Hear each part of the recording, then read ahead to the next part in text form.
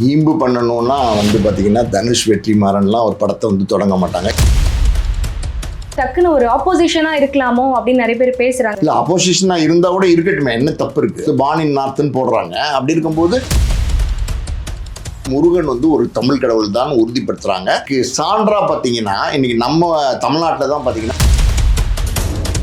Junior NTR வச்சு முருகன் படம் எடுக்கிறாரு. அவர் எடுத்த படம் தான் அந்த கிங்டம். நம்ம ஈழத்தமிழர்கள் இருக்காங்கல்ல, அவங்கள சித்தரிச்சு காமிச்சிருந்தாங்க. கேவலமா சித்தரிச்சு அந்த கதை இருந்துச்சு. ஒரு வில்லன் கேரக்டர், அந்த கேரக்டருக்கு முருகன்ற பேர் வச்சுப்பாங்க. அப்போ அவங்க உண்மையான முருகனுடைய வரலாறு புராணத்தை பத்தி சொல்லணும்னு நினைக்கிறாங்களா, இல்ல முருகனை நம்ம கிட்ட இருந்து அந்நியப்படுத்தி தப்பான ஒரு சித்தரிப்போட தப்பான சில கருத்துக்கள், தப்பான இப்ப இருக்கிற அந்த முருகன் கதாபாத்திரத்தை ஏற்று நடிக்கக்கூடிய ஒரு எக்ஸலண்ட் ஆர்டிஸ்ட் யார் அப்படின்னா தனுஷ். இன்னொரு பிளஸ் பாயிண்ட் என்ன தெரியுமா, முருகர் எப்பவுமே ஸ்லிம்மா இருப்பார். எட்ட போட்டீங்கன்னா அப்படியே பொருந்தும். ஆனா ஜூனியர் என்டிஆர் முருகனா போட்டா எப்படி இருக்கும்? தனுஷ் அரசியலுக்கு வரப்போற மாதிரியான சில பேச்சுக்கள்லாம் இருக்கு. வரப்போற உள்ளாட்சி தேர்தல் எல்லாம் போட்டிட்டு பாருங்க அப்படின்னு சொல்ல போறாங்க. தனுஷ் அனுமதி கொடுத்துட்டாரு. இன்னும் அந்த ஆசை வராம இருக்கிற ஒரு 2 பேர் இருக்காங்க. அவங்க யார் அப்படின்னா பிரதீப் ரங்கநாதன், கிம் கர்னாஸ். ஹலோ காந்த மீடியா நேயர்களே, நான் உங்கள் விஜய் யாமினி பேசிட்டு இருக்கேன். இன்னைக்கு நம்ம கூட பாலாஜி பிரபு சார் வந்திருக்காரு. சார் வணக்கம். சார் வணக்கம். ஜூனியர் என்டிஆர் திரிவிக்ரமோட டைரக்ஷன்ல காட் ஆஃப் வார் அப்படிங்கிற அந்த படத்தை நடிச்சிருக்காரு. ஸோ அந்த படத்துக்கு நிறைய கான்ட்ரவர்சிலாம் வந்துச்சு. ஏன்னா தமிழ் கடவுளை பத்தி தான் அவங்க போர்ட்ரே பண்ணியிருப்பாங்க. அதுல இருக்கக்கூடிய producer born in north worshipped in South அப்படிங்கிற மாதிரி சொல்லியிருக்காங்க. அங்கும்போது தமிழ் மக்களுக்கு அது ரொம்ப ஒரு கொந்தளிப்பை ஏற்படுத்துச்சுன்னு சொல்லலாம். அதுக்கு வீம்பு பண்ணணும் அப்படிங்கிற மாதிரியே தனுஷ் அவர்கள் ஒரு படம் நடிக்க போறாரா வெற்றிமாறனோட டைரக்ஷன்ல அப்படிங்கிற மாதிரி பேசுறாங்களே, இதை நீங்க எப்படி பாக்குறீங்க? வீம்பு பண்ணணும்னா பாத்தீங்கன்னா தனுஷ் வெற்றிமாறன்லாம் ஒரு படத்தை தொடங்க மாட்டாங்க. இது அறிவுமதி எழுதிய புத்தகம், அதாவது தமிழ் முருகன் அப்படிங்கிற பேர்ல ஒரு அறிவுமதி ஒரு நாவல் எழுதிட்டார். கிட்டத்தட்ட ஒரு ரிசர்ச் மாதிரி தான் இருக்கும். அந்த நாவல் நீங்க படிச்சீங்கன்னா ரொம்ப டீட்டெயிலிங்கா இருக்கும். முருகனுடைய வரலாறு, கடவுள் முருகனுடைய வரலாறு படி என்ன சொல்றாங்க அப்படின்னா, முருகன் ஒரு தமிழ் கடவுள் தான் அப்படிங்கிறாங்க, உறுதிப்படுத்துறாங்க. பல வரலாறுகள் பாத்தீங்கன்னா முருகன் ஒரு தமிழ் கடவுள் தான் உறுதிப்படுத்துறாங்க. அதுக்கு சான்றா பாத்தீங்கன்னா இன்னைக்கு நம்ம தமிழ்நாட்டில் தான் பாத்தீங்கன்னா அறுபடை வீடு நம்ம தமிழ்நாட்டில் தான் இருக்கு. அதே மாதிரி பாத்தீங்கன்னா தைப்பூசம் அது நம்ம தமிழ்நாட்டில் தான் கொண்டாடுறாங்க. ஸோ முருகன் நீங்க எந்த கோயிலுக்கு போனாலும் முருகன் சிலை ஒன்று இருக்கும். வள்ளி தேவானியோட ஒரு சிலை இருக்கும், கோயிலில் பிள்ளையார் இருக்கும். ஸோ அப்படி இருக்கும்போது அந்த முருகன் அப்படின்ற அந்த கடவுள் முழுக்க நம்ம தமிழ் மக்களோட கனெக்ட் ஆன ஒரு கடவுள். நம்ம தமிழ் கடவுளாக தான் எல்லாருமே இதை பார்க்குறாங்க. முருகன்னா நம்ம கடவுள் அப்படின்னு நினைக்கிறாங்க. நம்ம முருகன் நம்ம கடவுள் அப்படின்னு நினைக்கிற அளவுக்கு ஒரு கனெக்டிவிட்டி இருக்கு. ஒரு சில காலங்களுக்கெல்லாம் முன்னாடிலாம் பார்த்தீங்கன்னா எங்கள் தாத்தாலாம் எங்கேயாவது வெயிலில் போயிட்டு வந்தாருன்னா தண்ணி கொண்டு வர சொல்லுவார். ஒரு செம்பில் தண்ணி கொடுத்தோம்னா அது கடகடன்னு குடிச்சிட்டு முருகா முருகா முருகா அப்படின்வார். இதெல்லாம் இது அவங்க மட்டும் பயன்படுத்தல. அந்த காலத்துலலாம் இந்த பயன்பாடெல்லாம் ரொம்ப இருந்தது. எங்கேயாவது காலில் இடறிடுச்சுன்னா முருகா அப்படின்வாங்க, முருகா முருகா அப்படின்வாங்க. இதெல்லாம் இருந்தது. இப்போதான் அதெல்லாம் கம்மியாயிடுச்சு. இப்போ ஜென்ரேஷன்லாம் ரொம்ப மாறிடுச்சு, கம்மியாயிடுச்சு. அந்த காலத்தில் இதெல்லாம் இருந்தது. அந்த மாதிரி ஒரு கனெக்டிவிட்டி உள்ள ஒரு கடவுளாக தான் முருகனை பார்க்குறாங்க. தைப்பூசம் அப்படின்னா பல பேர் என்ன நினைக்கிறாங்கன்னா அது முருகன் பிறந்த நாள் அப்படின்னு நினைக்கிறாங்க. அது இல்லை. தைப்பூசம் பார்த்தீங்கன்னா முருகன் கடவுளாக உருமாறிய நாள். அதுதான் தைப்பூசம். அந்த அளவுக்கு நம்மளுடைய முருகனை நம்ம தமிழ்நாட்டில் கொண்டாடிக்கிட்டு இருக்கோம். எல்லா இடங்கள்லையும் முருகன் நம்ம பார்க்க முடியும். ஒரு ஃபோட்டோவில் எங்கே போனாலும் நம்ம முருகனை பார்க்க முடியும். அப்படின்னும் போது நம்மளுடைய முருகனுடைய வரலாறை தெலுங்குக்காரங்க எடுக்கலாம், தப்பு இல்லை. ஆனால் அவங்க போட்டிருக்க அந்த கேப்ஷன், அந்த ஜூனியர் என்டிஆருடைய படம் திருவிக்ரம் நல்ல டைரக்டர், வம்சிங்கிறவர் தயாரிக்கிறார். அவங்க போட்டிருக்க அந்த கேப்ஷன் அதுதான் இப்போ பார்த்தீங்கன்னா சர்ச்சையாக மாறிருக்கு. அது என்ன அப்படின்னா பார்ன் இன் நார்த் வர்ஷிப்ட் இன் சவுத்னு போட்டிருக்காங்க. அப்போ முருகர் நார்த்தில் பிறந்த கடவுளா அப்படின்னா நம்ம தமிழ் கடவுள் தான் சொல்றோம். நம்ம தமிழ் கடவுள் தான் முருகர். தமிழ் கடவுள் முருகருங்கிறதுக்கு பல வரலாற்று சான்றுகள் இருக்கு. அப்படி இருக்கும்போது அவங்க இந்த படத்தை எடுக்கிறாங்கன்னும் போது முருகனை நம்ம கிட்ட இருந்து அந்நியப்படுத்தி வேற மாதிரி ஒரு தப்பான ஒரு சித்தரிப்போட தப்பான சில கருத்துக்கள், தப்பான முருகனை தப்பா சொல்லிட முடியாது. ஆனா அந்த வரலாறுன்னு ஒன்று இருக்கு பார்த்தீங்களா, அதை திரிச்சு அவங்களுக்கு ஏற்ற மாதிரி அந்த படம் ஒரு கமர்ஷியல் படமா வரணும், மார்க்கெட்டிங் பண்ணணும், காயின் பண்றதுன்னு சொல்லுவாங்க. எப்படின்னா ஒரு ஒரு ஒரு கதை, இது வந்து முருகனுடைய வரலாறுன்னு யாருமே பெருசா டச் பண்ணல அப்படின்னும் போது அதை வந்து நம்ம எடுத்தோம்னா இன்னைக்கெல்லாம் பெரிய பெரிய கிராண்டியரான படங்கள், பாகுபலி மாதிரி படங்கள், அதே மாதிரி பார்த்தீங்கன்னா காந்தாரா மாதிரி படங்கள்லாம் பார்த்தீங்கன்னா பெரிய லெவலில் வந்து ஹிட் அடிக்குது. மிகப்பெரிய, அதாவது பேன் இண்டியா படம் மட்டும் கிடையாது, அதனுடைய கலெக்ஷனு அதனுடைய எல்லாமே வேர்ல்டு வைட் ரெக்கார்ட் பண்ற அளவுக்கு இன்னைக்கு இருக்கு இந்திய சினிமாவில் எடுக்கிறாங்க அந்த மாதிரி படங்கள். அப்படி இருக்கும்போது இது ஒரு நல்ல ஒரு ஹிஸ்டாரிக்கல் ஸ்டோரி. இப்போ ஹிஸ்டாரிக்கல் ஸ்டோரி எடுக்கிறதுங்கிறது இப்போ புதுசாக வந்துருச்சு. இப்போ பொன்னியின் செல்வம் வந்து மணிரத்னம் பண்ணாரு, இப்போ வேல்பாரி வந்து சங்கர் பண்ண போறாரு, அனௌன்ஸ்மெண்ட் ஆல்மோஸ்ட் வந்துருச்சு. அப்படி இருக்கும்போது இந்த ஹிஸ்டாரிக்கல் ஸ்டோரி எல்லாம் இன்னைக்கு லைக் பண்றாங்க. இது வந்து ஹிஸ்டாரிக்கல் ஸ்டோரி, புராண கதைகள் இதெல்லாம் வந்து லைக் பண்றாங்க. அந்த லைக் பண்றாங்க அப்படின்னும் போது அதை பெரிய லெவலில் கிராண்டியரா எடுக்க முடியுது. இன்னைக்கு இருக்கிற டெக்னிக்கலாக பார்த்தீங்கன்னா என்ன வேணாலும் வந்து திரையில கொண்டு வர முடியுது.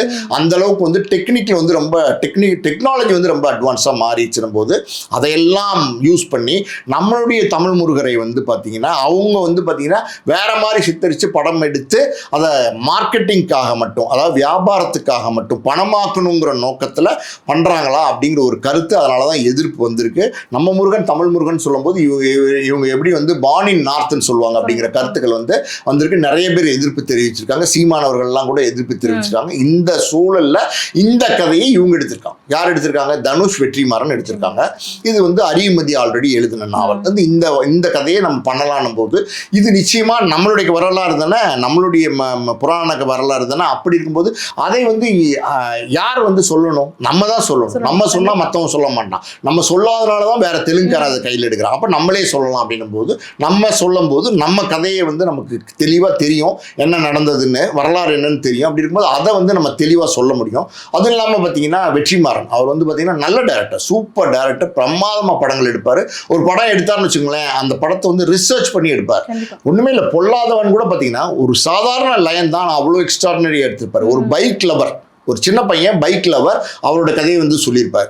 ஆடுகளமாகட்டும், தனுஷோட எடுத்த படங்களே சொல்கிறேன், ஆடுகளமாகட்டும், வடச்சென்னை ஆகட்டும், அசூரன் ஆகட்டும், விடுதலை ஆகட்டும், விசாரணை ஆகட்டும், பாருங்கள் எல்லா படங்களுமே வந்து ரொம்ப ரொம்ப வித்தியாசமான படங்களாக இருக்கும். எல்லாமே பார்த்தீங்கன்னா ஒரு ரிசர்ச் பண்ணி படம் பண்ணார். போனோம், எடுத்தோம், கவுத்தோம், ஒரு படம் ரெடி ஆயிடுச்சு, ஒரு கதை ரெடி ஆயிடுச்சுன்னு பண்ணக்கூடிய கமர்ஷியல் இயக்குனர் வெற்றிமாறன் கிடையாது. அப்படி இருக்கும்போது இந்த கதையை சரியாக கையாளுறதுக்கு சரியான இயக்குனர் வெற்றிமாறன். அதே மாதிரி அரியுமதி நல்ல திறமையான நுட்பமான ஒரு கவிஞர், எழுத்தாளர். அப்படின்னும் போது அவருடைய கதை ரொம்ப நல்ல கதையாக இருக்குது. அந்த நாவல் படித்தா பிரமாதமாக இருக்குது. அப்படின்னும் போது அது வரலாறு சொல்லுது. அதில் யார் நடித்தா நல்லாயிருக்கும்? தனுஷ் சூப்பர். இன்னைக்கு வந்து யாராவது தனுஷ் அளவுக்கு நடிக்க முடியுமா? நிறைய ஆர்டிஸ்ட் இருக்காங்க, பாப்புலரான பிரபலமான பல பேர் இருக்காங்க, பேர்லாம் நம்ம சொல்ல வேண்டாம். ஆனால் அவங்கெல்லாம் அப்படின்னா மார்க்கெட்டபிள் ஆர்டிஸ்டாக இருக்காங்க, கமர்ஷியல் ஆர்டிஸ்டாக இருக்காங்க. ஒரு நடிப்பு திறனை காட்டக்கூடிய இன்னைக்கு இருக்கிற ஜென்ரேஷனில் கமலஹாசனும் பிரமாதமான நடிகர் இருக்காரு. ஆனால் அவருடைய காலகட்டம் வேற. இப்போ இருக்கிற இந்த முருகன் கதாபாத்திரத்தை ஏற்று நடிக்கக்கூடிய, நடிப்பு திறனை வெளிப்படுத்தக்கூடிய ஒரு எக்ஸலண்ட் ஆர்டிஸ்ட் யார் அப்படின்னா தனுஷ். பலவிதமான கதாபாத்திரங்கள் பண்ணிட்டு இருக்காரு. இன்னைக்கு வந்து பாலிவுட்லேருந்து ஹாலிவுட்லேருந்து தமிழ் படங்கள்லேருந்து இப்போ எல்லாமே பண்ணிட்டு இருக்காரு. அப்படின்னா எப்படி முடியுது அந்த சாதனை? அவர் வந்து ஒரு நேர்கோட்டில் போயிட்டு இருக்காரு.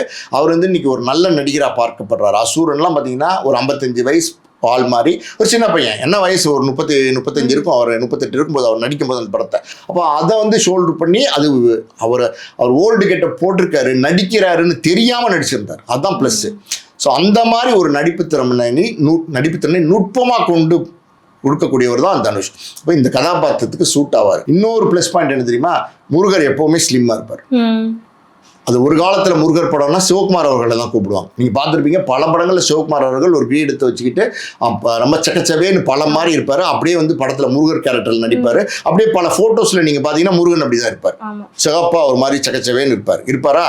அதே மாதிரி தனுஷால் வந்து முருகனுடைய உடல் வாகு, அவருடைய முருகனுடைய ஃபியூச்சர்ஸு தனுஷனுடைய உடல் வாகுக்கு நல்லாவே பொருந்தும். அந்த கெட்டப் போட்டிங்கன்னா அப்படியே பொருந்தும். ஆனால் ஜூனியர் என்டிஆரை வந்து முருகனா போட்டால் எப்படி இருக்கும்? ஜூனியர் என்டிஆர் வந்து முருகனா போட்டால் நல்லா இருக்குமா? அவர் எப்படி இருக்காரு? நான் விமர்சனம் பண்ணல, பாடி ஷேமிங்லாம் கிடையாது. இது நான் வந்து இயல்பாக உள்ளதை சொல்கிறேன். ஜூனியர் என்டிஆர் வந்து ஒரு ஃபேட் பர்சனாலிட்டி. அவர் ஒரு முருகன் வேஷம் போட்டு நின்னா எப்படி இருக்கும்?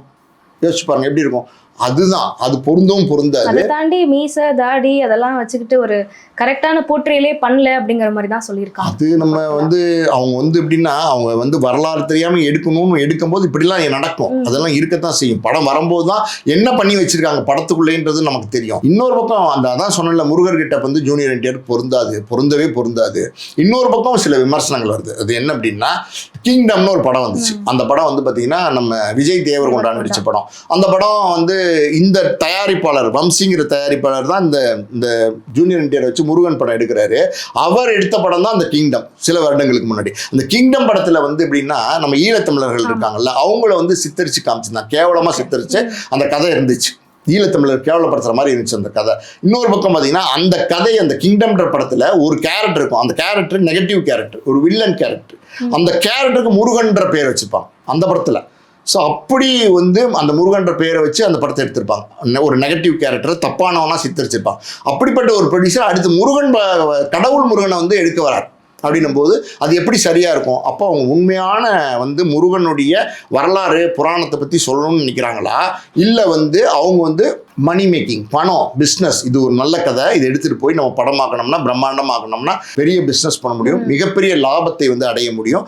அதனால அந்த லாப நோக்கத்தோட வியாபார நோக்கத்தோட எடுக்கிறாங்களா அப்படிங்கிறது இன்னைக்கு சர்ச்சையாக மாறி இருக்கு. ஆனால் வேற பார்த்தீங்கன்னா தனுஷ் வெற்றிமாறன் கூட்டணியில் உருவாகிற படம் நிச்சயமா நல்ல படமாக வரும், தரமான படமாக வரும். ஆனால் அந்த படம் உடனே தொடங்க மாட்டாங்க. அந்த படத்துக்கு நிறைய ரிசர்ச் பண்ண வேண்டியிருக்கு, நிறைய விஷயங்கள் இருக்குது. ப்ராப்பர்ட்டிஸ்லேருந்து அந்த படத்துக்கு லொக்கேஷன்லேருந்து பல விஷயங்கள், கூட நடிக்கிற நடிகர்கள்லேருந்து எல்லாமே டிசைட் பண்ணி தான் ஷூட்டிங் போக முடியும். அப்படி இருக்கும்போது ஒரு வருஷ காலமாவது தள்ளும் இந்த படம் ஆரம்பிக்கிறதுக்கு. ஆனால் ஆரம்பிச்சாங்கன்னா அது வேற மாதிரி படமாக இருக்கும். தனுஷ் சாரோட ஓம் படத்தை பற்றி, அதாவது ஃபர்ஸ்ட் லுக் வந்துச்சு. அந்த படம் கூட அக்டோபர் 16 அப்போ தான் ரிலீஸ் ஆக போகுது. அப்படிங்கும்போது இப்போ திடீர்னு உடனே இந்த ஒரு முருகன் படத்தை பேஸ் பண்ணி ஒரு படம் நடிக்கிறாருங்கிறது தெரிவிக்கிறதே எனக்கு தெரிஞ்சு இது டக்குன்னு ஒரு ஆப்போசிஷனா இருக்கலாமோ அப்படின்னு நிறைய பேர் பேசுறாங்க. நமக்கும் அது அப்படிதான் தெரியுது. இல்ல ஆப்போசிஷனா இருந்தா கூட இருக்கட்டுமே, என்ன தப்பு இருக்கு? அவங்க பாத்தீங்கன்னா முருகன் பானின் நார்த்துன்னு போடுறாங்க. அப்படி இருக்கும்போது முருகன் பானின் நாத்தா, எங்க தமிழ் கடவுள் தான் அப்படின்னு நாங்க படம் எடுக்கிறோம் அப்படின்னு சொல்லி நம்ம தமிழர்கள் படம் எடுக்க வந்திருக்காங்க. நம்ம தமிழ்நாட்டில் இருக்கிற கலைஞர்கள் படம் எடுக்க வந்திருக்காங்க. அது சரியா தானே இருக்கும். எதிர்ப்பா இருந்தா கூட இருந்துட்டு போட்டுமே, தப்பு ஒன்றும் சொல்ல முடியாது. அது ஒன்றும் நம்ம எந்த விதத்துலையும் குறை சொல்ல முடியாது. இன்னைக்கே ஒரு வருஷம் கழிச்சு தொடங்க போற படத்தை இன்னைக்கே அனௌன்ஸ் பண்ணியிருக்காங்க அப்படின்ற கேள்விகள் அது வரத்தான் செய்யுது. அது இல்லைன்னு நம்ம சொல்ல முடியாது. ஆனா சமீபத்தில் பாத்தீங்கன்னா தனுஷ் அரசியலுக்கு வர போற மாதிரியான சில பேச்சுக்கள்லாம் இருக்கு. கொடியெல்லாம் பாத்தீங்கன்னா கார்ல எல்லாம் கட்டிட்டு போனதெல்லாம் நம்ம பார்த்தோம். இன்ட்ரடியூஸ் பண்ணலாம். அந்த கொடியெல்லாம் 10 வருஷமா இருக்கு அப்படின்னு சுப்பிரமணிய சிவா அவர் பாத்தீங்கன்னா தனுஷனுடைய ரசிகர் மன்ற தலைவராக இருக்காரு. அவர் சொல்லியிருக்காரு 10 வருஷமாவே இதெல்லாம் இருக்கு, நற்பணி மன்றம், இந்த கொடி இருக்கு. எங்கேயாவது இந்த தனுஷோட ரசிகர் வீட்டில் திருமணமோ இல்லை விழாக்கள் நடக்கும்போது இந்த கொடியை கட்டுவாங்க, தோரணங்கள் கட்டுவாங்க அப்படின்னு சொல்லியிருக்காரு. ஆனாலும் அது அன்னைக்கு அவ்வளோ தூரமாக பிரபலப்படுத்தாமல் இருந்தாங்க. இன்னைக்கு திடீர்னு ஏன் இந்த கொடியை இவ்வளோ பிரபலப்படுத்துறாங்க, கொடியை எதுக்கு இவ்வளோ ஹைலைட் பண்ணி காட்டுறாங்க? அப்போ இதுக்கு பின்னணியில தனுஷ்க்கு அரசியலுக்கு வரணும்னு ஆசை இருக்கா அப்படின்னா இருக்குன்னு சொல்றாங்க. இன்னொரு தகவலும் சொல்றாங்க, வரப்போற உள்ளாட்சி தேர்தலாம் தனுஷோடைய மன்றம் சார்பா, நற்பணி மன்றம் சார்பா நிறைய பேர் வேட்பாளர்களாக நிறுத்த போறாங்க, போட்டிட்டு பாருங்க அப்படின்னு சொல்ல போறாங்க. தனுஷ் அனுமதி கொடுத்துட்டார் அப்படிங்கிற ஒரு செய்தி இருக்கு. அதனாலதான் அந்த கொடியெல்லாம் சொல்லியிருக்காங்களா அப்படின்னு தெரியல. இன்னொரு பக்கம் இந்த முருகன் ப்ராஜெக்ட் இவ்வளவு சீக்கிரம் அனௌன்ஸ் பண்ணதுக்கு அது ஒரு காரணமா இருக்கும். நீங்க சொன்ன காரணமா இருக்கலாம், இது ஒரு காரணமா இருக்குமா அப்படின்ற ஒரு விவாதமும் சோசியல் மீடியாவில் போயிட்டு தான் இருக்கு. பட் எது எப்படியோ இன்னைக்கு நடிகர்களுக்கு எல்லாருக்குமே விஜய் அவர்கள் அரசியலுக்கு முதலமைச்சரானதுனால அந்த ஆசை வந்துருச்சு. லாரன்ஸ்க்கு வந்துருச்சு, சூர்யாவுக்கு வந்துருச்சு, சிவகார்த்தின் வந்துருச்சு, தனுஷ்க்கு வந்துருச்சு. இன்னும் அந்த ஆசை வராமல் இருக்கிற ஒரு 2 பேர் இருக்காங்க. அவங்க யார் அப்படின்னா, ஒன்று பிரதீப் ரங்கநாதன், இன்னொன்று கென் கர்னாஸ். நாளைக்கு அவங்களும் ஒரு கொடி அனௌன்ஸ் பண்ணாலும் அனௌன்ஸ் பண்ணுவாங்க, ஒரு கட்சி அனௌன்ஸ் பண்ணாலும் அனௌன்ஸ் பண்ணுவாங்க, தேர்தலில் போட்டிட்டாலும் போட்டிடுவாங்க. ஏன்னா எல்லாருக்கும் என்னன்னா, விஜய் அவர்கள் 2 வருஷத்துல கட்சி ஆரம்பிச்சாரு, மாநாடு போட்டார், பிரச்சாரம் பண்ணார், முதலமைச்சர் வந்துட்டாரு. அப்போ அது அவ்வளோ ஈஸியா அப்படின்னு நினைக்கிறாங்க. அது அவ்வளோ ஈஸி கிடையாது. விஜய் அவர்களுக்கு அந்த உயரம் கிடைச்சது காரணம் என்ன அப்படின்னா அவருடைய நம்பிக்கை. அவர் ஒரு முடிவு எடுத்தார், அந்த முடிவு ஸ்ட்ராங்கா இருந்தார். நம்ம கட்சி தொடங்குறோம்னு நினைச்சாரு, அரசியலுக்கு வரோம்னு நினைச்சாரு, சினிமா வேண்டாம் போதுன்னு ஜனநாயகனோட 69வது படத்தோட முற்றுப்புள்ளி வச்சுட்டு துணிஞ்சி இறங்கினார் அரசியலுக்குள்ள. எவ்வளோ ஆட்டக்காரங்க உள்ள இருந்தாங்க. டிஎம்கே இருந்துச்சு, ஏடிஎம்கே இருந்துச்சு, பிஜேபி இருந்துச்சு, நாம் தமிழர் கட்சி இருந்துச்சு, பல பாட்டாளி மக்கள் கட்சி இருந்துச்சு, எத்தனை பேர் இருந்தாங்க. ஏன்னா எல்லாம் பரவாயில்லன்னு சொல்லி இறங்கினார்ல, அந்த முடிவு ஸ்ட்ராங்கா எடுத்த முடிவு, அந்த முடிவு தான் இன்னைக்கு இந்த வெற்றியை கொடுத்துருக்கு. ஸோ அந்த முடிவு ரஜினி எடுக்கல. 96ல் ரஜினிக்கு இதே செல்வாக்கு இருந்தது. அரசியலுக்கு அன்னைக்கு வந்திருந்தாருன்னா, போட்டிட்டு இருந்தாருன்னா முதலமைச்சராக இருக்கக்கூடும். ஆனால் அந்த முடிவு எடுக்கிறதுல ரஜினிக்கு தயக்கம் இருந்துகிட்டே இருந்துச்சு. போனால் வெற்றி அடையுமா தோல்வி அடையுமா, ஒருவேளை தோத்துட்டா என்ன பண்ணுறது அப்படிங்கிற ஒரு தயக்கம் இருந்ததுனால தான் ரஜினியுடைய அரசியல் வாழ்க்கையே முடிஞ்சு போச்சு, ஒன்றுலாம் போச்சு. புரியுதா உங்களுக்கு? அந்த அந்த ஆசை இன்னைக்கு விஜய் அவர்களுக்கு அப்புறம் எல்லா நடிகர்களுக்கும் வந்துருச்சுங்கிறது தவிர்க்க முடியல. ஆனால் எல்லாராலையும் விஜய் அவர்களுடைய உயரத்தை தொட முடியாதுங்கிற உண்மை, அதான் ரியாலிட்டி. அது பல பேருக்கு தெரியல. அதனால வரட்டும், பட்டு அப்புறம் பார்த்து திருந்துவாங்க. அதே போல் இப்போ நீங்கள் சொன்ன மாதிரி இந்த படத்துக்கு சாய் அபியங்கர் மியூசிக் பண்ண போகிறாங்க. அந்த படம் ஒரு ஹிஸ்டாரிக்கலான படம் அப்படிங்கும்போது இப்போ ஜென்சி கிட்ஸ்க்கு பிடிக்கிற மாதிரியான மியூசிக்கு தான் சாய் அபியங்கர் அவர்கள் இசை அமைக்கிறாருன்னு சொல்லலாம். ஸோ இது எந்த அளவுக்கு அவர் நல்லா பண்ணுவார்? கண்டிப்பாக படம் வந்ததுக்கு அப்புறம் தான் நமக்கு தெரியும். பட் இருந்தாலும் ஒரு ஆள் நல்லா பண்ணிட முடியுமா, இல்லை மக்கள் மனசை தொற்ற முடியுமா அப்படின்னு கேட்குறப்போ நீங்கள் என்ன யோசிக்கிறீங்க சார்? காலத்துக்கு ஏற்ற மாதிரி தான் எல்லாமே மாற முடியும். காலம் தான் எல்லாமே, காலம் தான் தீர்மானிக்குது. ஒரு காலத்தில் பார்த்தீங்கன்னா இந்த மாதிரி புராண படங்கள் எடுக்கும் போதெல்லாம் பார்த்தீங்கன்னா மாஸ்க் பண்ணியெல்லாம் எடுப்பாங்க, நிறைய வேலையெல்லாம் சித்து வேலையெல்லாம் காட்டுவாங்க. அந்த லிமிட்டேஷன்ஸ் இருந்துச்சு, அதுக்கு மேலே அவங்களால பண்ண முடியாது. ஆனால் இன்னைக்கு அப்படி இல்லை. இன்னைக்கு கிராஃபிக்ஸ், சிஜி, அது என்னென்னமோ வந்துருச்சு. அதனால் டெக்னிக்கலாக பார்த்தீங்கன்னா பயங்கர அட்வான்ஸ்மெண்ட் வந்துருச்சு. அப்படிங்கும்போது படத்தை அந்த 60களில் எடுத்த படம் மாதிரி எடுக்க முடியுமா, 60களில் எடுத்த முருகன் படம் மாதிரி எடுக்க முடியுமா? முடியாது. இன்னைக்கு இருக்கிற காலத்துக்கு ஏற்ற மாதிரி தான் அந்த படத்தை எடுத்து சொல்லணும். அப்போ சொல்லுவாங்க, அதுக்கான கோடிக்கணக்கான பணத்தை செலவழிப்பாங்க. அப்படின்னும் போது இன்றைய யங் ஜென்ரேஷன் யாருடைய மியூசிக்கை விரும்புகிறாங்க? அனிருத்தன், சாய் அபியங்கர், ஏஆர் ரஹ்மான் கூட இன்னைக்கு ஃபேட் அவுட் ஆகிட்டார். சில படங்கள் தான் பண்ணுறாரு. மணிரத்னம் மாதிரி ஒரு சிலர் பண்ணிட்டு அப்படியே இருக்காரு. ஆனால் சின்ன பசங்க இவங்க 2 பேரும் பார்த்தீங்கன்னா யங்ஸ்டர்ஸ்னுடைய பல்ஸ், அதாவது குறிப்பாக 2K கிட்ஸ் கூட போயிட்டாங்க. இப்போ ஜென்சி கிட்ஸ்னுடைய புரட்சி ரெவல்யூஷன்லாம் வேற மாதிரி இருக்கு. ஸோ அவங்களுக்கு பிடித்த இசையமைப்பாளராக சாய் அபியங்கர் தெரியுது. நீங்கள் பார்த்தீங்கன்னா ஜென்சி கிட்ஸ்க்கு பல பேர் தெரியாது. பல கலைஞர்கள், பழைய கலைஞர்கள், அது திரைப்பட நடிகர்களாகட்டும், இசையமைப்பாளராகட்டும், பாடகர்களாகட்டும், யாரோ அவங்களாம் இவங்களுக்கு தெரியவே தெரியாது. இப்ப யாரை போட்டா இவங்க படத்தை பார்ப்பாங்க, யாரை போடணும்? சாய் அபியங்கர் தான் போடணும். அப்ப சாய் அபியங்கர் போட்டுருக்காங்க. சாய் அபியங்கரை பொறுத்த வரைக்கும் நல்லா பண்ணிட்டு இருக்காரு. கருப்பு படத்துல எல்லாம் ரொம்ப பிரமாதமா மியூசிக் பண்ணி அதகலம் பண்ணியிருந்தார் மியூசிக்கை பொறுத்த வரைக்கும். So Sai Abhyankar is a good choice. Vetrimaaran இருக்காரு, நல்ல ஒரு மெச்சூர்டு டைரக்டர். ஸோ அவர் ஹேண்டில் பண்ணிப்பார். ஏதாவது சாய் அபியங்கர்ட்ட மைனஸ் இருந்துச்சுன்னா அதை பிளஸ்ஸா மாற்றக்கூடிய திறமை இயக்குனருக்கு இருக்கு. கண்டிப்பா. தனுஷ் அவர்களோட எய்டன்ஸ் வேற இருக்கு, அவங்க கூட அந்த கைட் இருக்கு. ஏன்னா தனுஷ் அவர்கள் நிறைய சாய் அபியங்கருக்கு சப்போர்ட்டிவா தான் நிறைய மேடைகள்ல பேசியிருப்பாருங்கும் போது அவர் நல்ல மியூசிக் தான் பண்ணுவாரு அப்படிங்கிற மாதிரி நமக்கு தெரிய வருது இல்லைங்களா சார்? கண்டிப்பாக. அதான் அது இன்னைக்கு காலத்துக்கு ஏற்ற மாதிரி மாறிக்கிறது தான். எல்லாரும் மாறுறாங்க. ரஜினிகாந்த் மாறலையா? ஒரு காலத்தில் இளையராஜாவோட இருந்தார், சாமின்னாரு. அதுக்கப்புறம் ஏஆர் ரஹ்மான் வந்தோடனே சாமியை விட்டுட்டு இங்கே வந்துட்டாரு. யார்? அனிருத்துக்கிட்ட. அதுக்கப்புறம் நாளைக்கு ரஜினிகாந்த் சாயபன்ட்டு வந்தாலும் வரலாம், தப்பு இல்லை. அனிருத்தை பொறுத்த வரைக்கும் ரஜினி வீட்டில் பிறந்த செல்ல பிள்ளை, மச்சினவரோட பிள்ளைன்னு நினைக்கிறேன். லதா அவர்கள் இருக்காங்கல்ல, மனைவி, அவங்களுடைய தம்பி மகன் இந்த பிள்ளை அனிருத். அப்படி இருக்கும்போது செல்ல பிள்ளை, வீட்டு பிள்ளை. அதனால ரஜினியோடைய படங்களுக்கு அவர் தொடர்ந்து மியூசிக் பண்ணிட்டு இருக்காரு. நாளைக்கு இன்னும் அட்வான்ஸ்மெண்ட் போகணும், இன்னும் லேட்டஸ்டா போயிடணும், ட்ரெண்டுக்கு ஏற்ற மாதிரி போயிடணும் அப்படின்னா சாய் அபியங்கர் அன்னைக்கு ட்ரெண்ட்ல இருந்தாருன்னா சாய் அபியங்கர்ட்டே போயிடுவார் ரஜினி.